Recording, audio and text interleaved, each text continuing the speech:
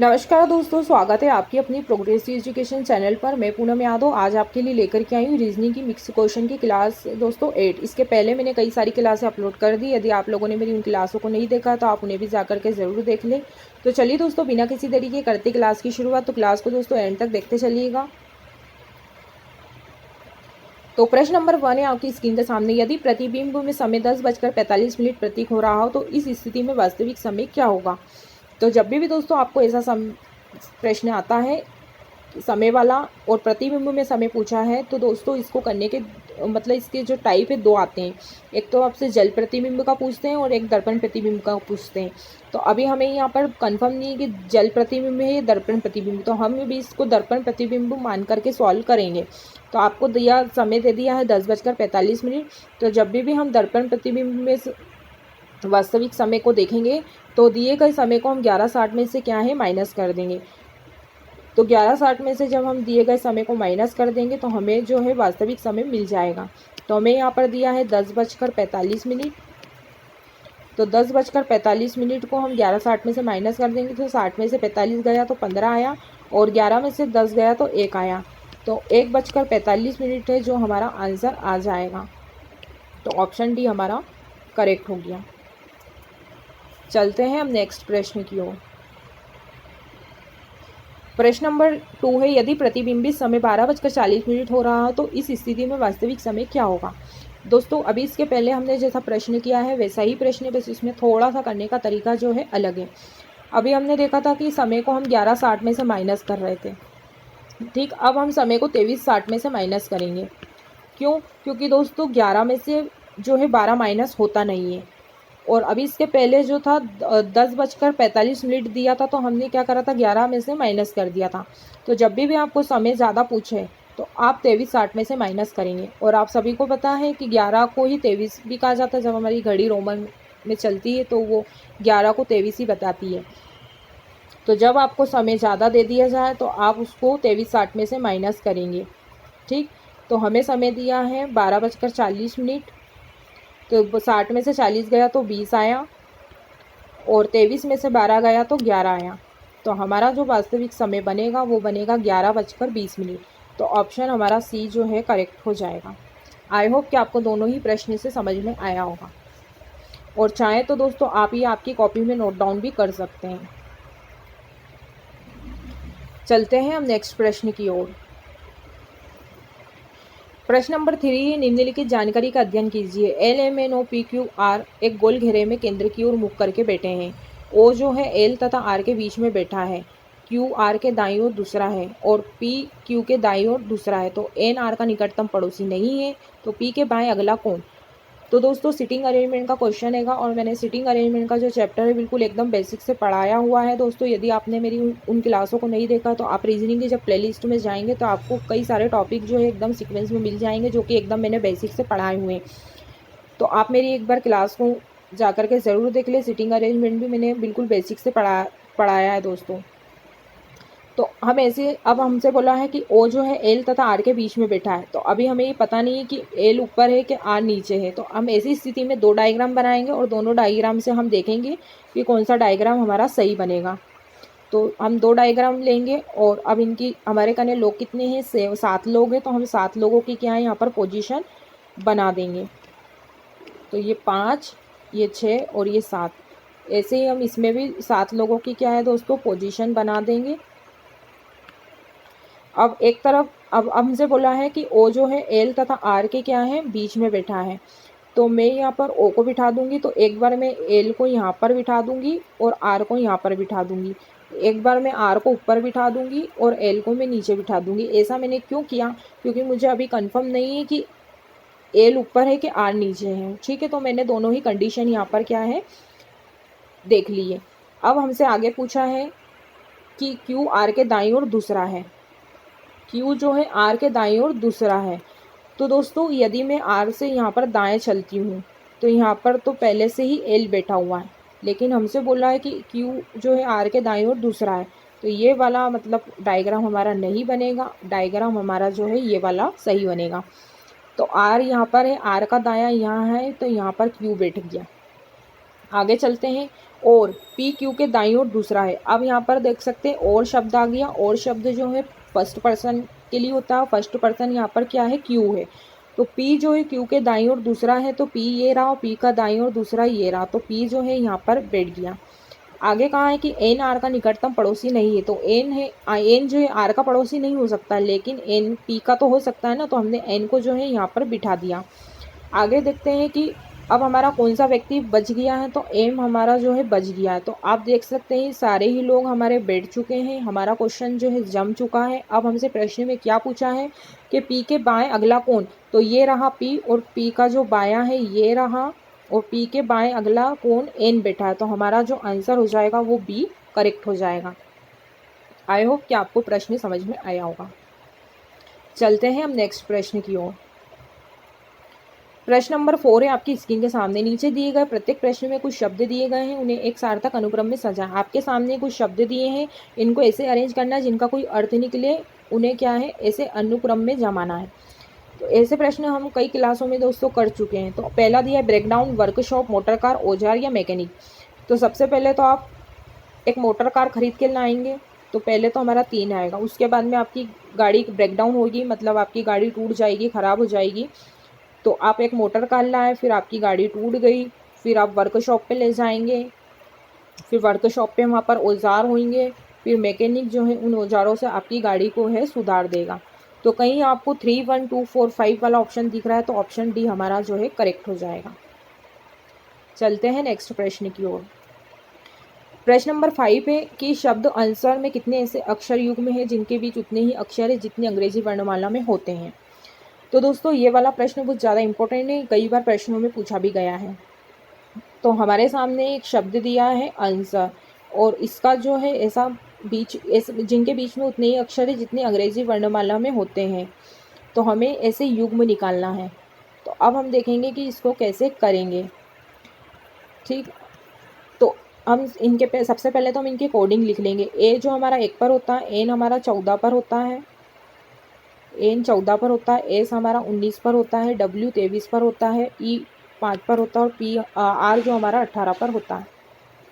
ठीक, अब दोस्तों हम ए से शुरू करेंगे, मतलब 1 से शुरू करेंगे और उन्हें हम क्रम में काउंट करेंगे। जैसे 1 आया ना, तो 1, 2, 3, 4, 5, यहाँ 5 आ गया ना, तो मतलब एक जोड़ा हमारा ये बन गया। ठीक, एक जोड़ा ये बन गया। अब हम 14 से शुरू करेंगे, 14, 15, 16, 17 और 18, तो एक जोड़ा हमारा ये बन गया। ठीक, 2 जोड़े बन गए। फिर हम 19 से काउंट करेंगे, 19, 20, 21, 22 नहीं बना, 23, 24, 25 नहीं बना, 5 और 6 नहीं बना। अब हम पीछे से शुरू करेंगे, 18, 19, 20, 21, 22, 23 नहीं बना, फिर 5, 6, 7, 8, 9 नहीं बना, फिर 23, 24, 25, 26 नहीं बना, 19, 20, 21 नहीं बना, 14, 15 नहीं बना। तो ऐसे कितने जोड़े संभव दोस्तों, तो ऐसे 2 ही युग्म हमारे यहाँ पर क्या है बनेंगे जो अंग्रेजी वर्णमाला में होते हैं। तो आई होप कि आपको प्रश्न समझ में आया होगा। हमें इनको क्या है दोस्तों गिनती में चलना है, 1 के बाद में 2 आता है, फिर 3 आता है, 4 आता है, जब तक कि जो उसके आगे का नंबर नहीं मिल जाए तो हमारा क्या है युग्म नहीं बनेगा। हमने यहाँ पर देखा 1 था, फिर 2, फिर 3, 4, 5, 5 आ गया ना, तो ये एक युग्म बन गया।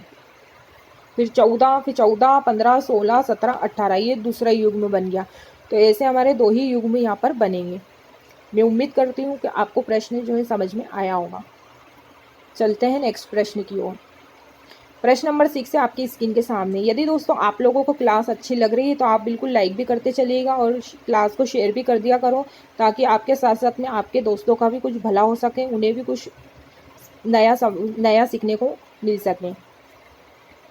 तो प्रश्न नंबर 6 से प्रश्न चिन्ह के स्थान पर नीचे दिए गए 4 विकल्पों में से एक शब्द ऐसा चुने जिनके दाईं ओर वाले शब्द से वही संबंध होगा जो बाईं ओर वाले दोनों ही के बीच में हो। कहने का मतलब ये दोस्तों, यदि संगीत का संबंध कान से तो नृत्य का संबंध किससे होगा। तो आप सभी को पता है संगीत जो है कान से सुना जाता है, तो नृत्य जो है पैर से किया जाएगा। तो हमारा जो यहाँ पर आंसर होगा वो ऑप्शन ए करेक्ट हो जाएगा। चलते हैं नेक्स्ट प्रश्न की ओर। प्रश्न नंबर 7 है, यदि किसी सांकेतिक कूट भाषा में इडियट को KF KQV लिखा जाता है, तो जीनियस को उसी कुट भाषा में कैसे लिखा जाएगा। दोस्तों आप लोगों को कोडिंग डिकोडिंग अच्छे से याद होना चाहिए, उनकी कोडिंग अच्छे से याद होना चाहिए, A to Z की जो है उनके अल्फ़ाबेट के नंबर आपको अच्छे से याद होने चाहिए। यदि आप उन नंबर याद कर लेंगे, मतलब कोडिंग याद कर लेंगे, तो आपसे ऐसे प्रश्न जो है विदिन सेकंड में आप आंसर लेकर के आ जाएंगे।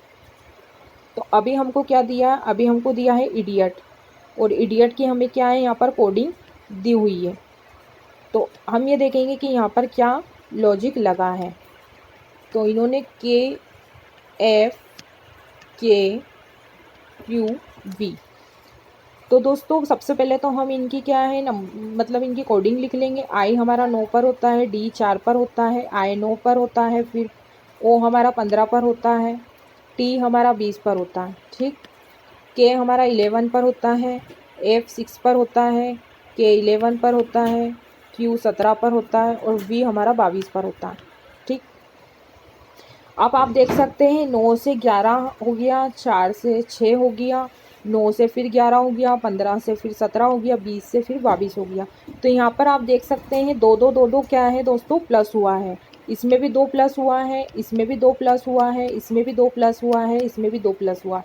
तो मतलब 2 क्या है यहाँ पर प्लस हुआ है। तो ऐसे ही हम जीनियस में भी क्या है 2 प्लस कर देंगे, ठीक। जीनियस में भी हम क्या करेंगे 2 प्लस कर देंगे। मैं कलर चेंज कर देती हूँ ताकि आपको अच्छे से समझ में आ जाए। तो जीनियस में भी हम 2 प्लस करेंगे तो हमारा जो है आंसर निकल कर के आ जाएगा। तो जी की कोडिंग क्या होती है 7, ई हमारा 5 पर होता है, एन 14 पर होता है, आई हमारा 9 पर होता है, वी हमारा 22 पर होता है, एस हमारा 19 पर होता है, ठीक। अब दोस्तों हम इसमें भी 2 प्लस कर देंगे तो हमारा आंसर जो है आ जाएगा। अब 7 में मैंने 2 प्लस किया तो 9, और 9 पर हमारा आई होता है, ठीक। फिर 5 में मैंने 2 प्लस किया तो 7, और 7 पर मेरा जी होता है। 14 में मैंने 2 प्लस किया तो 16, और 16 पर पी होता है। 9 में फिर मैंने 2 प्लस किया तो 11, 11 पर मेरा के होता है। 22 में मैंने 2 प्लस किया तो 23, और 23 पर मेरा डब्ल्यू होता है। 19 में मैंने 2 प्लस किया तो 21, और 21 पर मेरा यू होता है। तो कहीं आपको ऑप्शन IJPKVW वाला दिख रहा है क्या, तो ऑप्शन हमारा जो है बी वाला करेक्ट हो जाएगा। ऑप्शन बी हमारा सही हो जाएगा। सब में 2 यहाँ पर प्लस किया था, तो हमने भी क्या है दोस्तों यहाँ पर 2 प्लस कर दिया, तो हमारा जो आंसर निकल कर के आ जाएगा। आई होप कि आपको समझ में आया होगा। चलते हैं नेक्स्ट प्रश्न की ओर। प्रश्न नंबर 8 आपकी स्क्रीन के सामने। प्रश्न नंबर 8 है कि यदि किसी सांकेतिक भाषा में रमेश को IZNVHS लिखा जाता है तो अनिल को कैसे लिखा जाएगा। तो दोस्तों हमें रमेश की कोडिंग दी हुई है, अनिल की कोडिंग पूछी है, तो हम देखेंगे पहले रमेश में क्या लॉजिक लगा है। जो लॉजिक पता चल जाएगा तो हम अनिल के संग भी हम वही लॉजिक लगा देंगे। तो सबसे पहले तो हमें दिया है यहाँ पर रमेश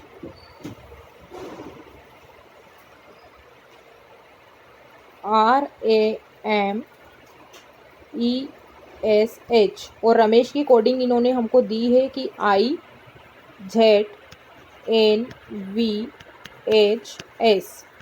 ठीक।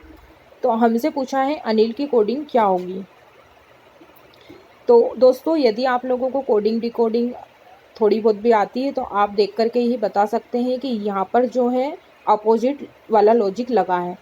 आर का अपोजिट आई होता है, ए का अपोजिट जेड होता है, एम का अपोजिट एन होता है, ई का अपोजिट वी होता है, एस का अपोजिट एच होता है, एच का अपोजिट एस होता है। तो यहाँ पर दोस्तों जो लॉजिक लगा है वो अपोजिट वाला लगा है। तो अनिल का भी हम क्या करेंगे, अनिल को भी हम क्या है दोस्तों अपोजिट में लिखेंगे।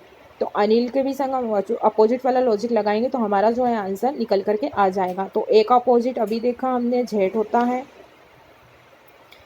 एन का अपोजिट एम होता है, आई का अपोजिट आर होता है, और एल का अपोजिट ओ होता है। तो कहीं आपको ऑप्शन ZMRO वाला दिख रहा है, ऑप्शन हमारा ए जो है वो करेक्ट हो जाएगा। यहाँ पर जो दोस्तों लॉजिक लगा है वो लगा है अपोजिट वाला।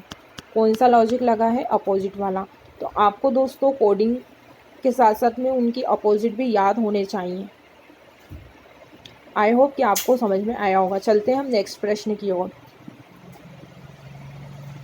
प्रश्न नंबर 10 आपकी स्क्रीन के सामने। यदि 22 को 8, 23 को 18, 33 को 18, 44 को 32 तो 55 को क्या? यहाँ पर आपको संख्या फाइंड करना है कि यहाँ पर क्या आएगा। तो आप देख सकते हैं 22 है तो 8 है, 33 है तो 18 है। तो दोस्तों यहाँ पर क्या लॉजिक लगा है हम इसको पहले देखेंगे।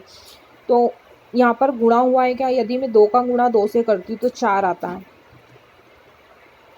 यदि मैं 2 का गुणा 2 से करती हूँ तो कितना आता है? 4। यदि मैं 4 का दुगुना कर दूँ तो 8 आता है। ठीक। अब 3 का गुणा मैं 3 से कर दूँ तो 9 आता है, और 9 का भी मैं दुगुना कर दूँ तो 18 आता है। अब 4 का गुणा मैं 4 से कर दूँ तो कितना आता है? 16 आता है, और 16 का भी मैं दुगुना कर दूँ तो यहाँ पर कितना आता है? 32 आता है। अब 5 का गुणा मैं 5 से कर दूंगी दोस्तों तो कितना आता है? 25 आता है, और 25 का मैं दुगुना कर दूंगी तो यहाँ पर 50 आ जाएगा। तो यहाँ पर जो है दोनों का गुणा करके उसका दुगुना करना है, तो हमारा जो है आंसर निकल करके आ जाएगा। तो 5 गुणा 5 25, और 25 का दुगुना करा तो 50। तो ऑप्शन हमारा जो है सी वाला करेक्ट हो जाएगा। मतलब यहाँ पर संख्या का क्या है, यहाँ पर गुणा करना है और उसका दुगुना करना है, तो हमारा आंसर निकल करके आ जाएगा। प्रश्न नंबर 11 है आपकी स्क्रीन के सामने। रमेश सीधे पूर्व की ओर जा रहा है, उसके बाद वह दाएं मुड़ता है, फिर दाएं मुड़ता है, फिर बाएं मुड़ता है। बताइए कि अब रमेश किस दिशा में जा रहा है। तो दोस्तों आप लोगों को डायरेक्शन तो पता ही होगी कि हमारी डायरेक्शन कितनी होती है। तो हमारी डायरेक्शन वैसे तो 4 होती है, लेकिन उसकी सब डायरेक्शन मिलाकर के कितनी होती है? 8 होती है। कितनी होती है? 8 होती है। तो पहले तो ये हमारा पूरब हो जाएगा, फिर ये हमारा उत्तर हो जाएगा, फिर ये हमारा पश्चिम हो जाएगा, और ये हमारा दक्षिण हो जाएगा। फिर ये उत्तर पूर्व हो जाएगा, फिर ये उत्तर पश्चिम हो जाएगा, ये दक्षिण पूर्व हो जाएगा। ठीक। और ये हमारा दक्षिण पश्चिम हो जाएगा। ये हमारी डायरेक्शन होती है। अब हमसे क्या बोला है? हमसे प्रश्न में बोला है कि रमेश जो है सीधे पूर्व की ओर जा रहा है। तो जब भी आपसे ऐसे प्रश्न पूछते हैं तो आप सबसे पहले तो यहाँ पर खड़े हो जाइए, कहीं भी एक जगह खड़े हो जाएं। अब पूर्व में बोला है ना, तो अब पूर्व में आप इधर चलिए। रमेश पूर्व की ओर जा रहा है, फिर उसके बाद में दाएं मुड़ता। अब आप यदि यहाँ से चले और पूर्व की ओर गए तो अब आपका दायां यहाँ पर होगा, तो हम दाएं मुड़ गए। फिर दाएं मुड़ा, तो अब आप यहाँ पर हैं, तो अब दाएं आपका इधर होगा, तो आप फिर दाएं मुड़ गए। अब वह बाएं मुड़ता है, तो बायां अब आपका यहाँ पर होगा, तो यहाँ इधर आप बाएं मुड़ जाएंगे। अब आपसे प्रश्न में क्या बोला है? रमेश अब किस दिशा में जा रहा है। तो अब आपसे पूछा है कि रमेश किस दिशा में जा रहा है। तो आप देख सकते हैं रमेश की अब इस दिशा में मुँह हो। ये दिशा कौन सी है? दक्षिण है। आपने यहाँ से चलना शुरू किया था, तो आप ऐसी डायरेक्शन बना लें। तो ये पूरब हो गया, ये उत्तर हो गया, ये पश्चिम हो गया, और ये दक्षिण हो गया। तो आप देख सकते हैं कि रमेश का अब मुँह किस दिशा में है? तो दक्षिण दिशा में। तो हमारा जो आंसर आएगा वो दक्षिण आ जाएगा। तो ऑप्शन हमारा डी वाला जो है वो करेक्ट हो जाएगा। ऑप्शन डी हमारा करेक्ट हो जाएगा।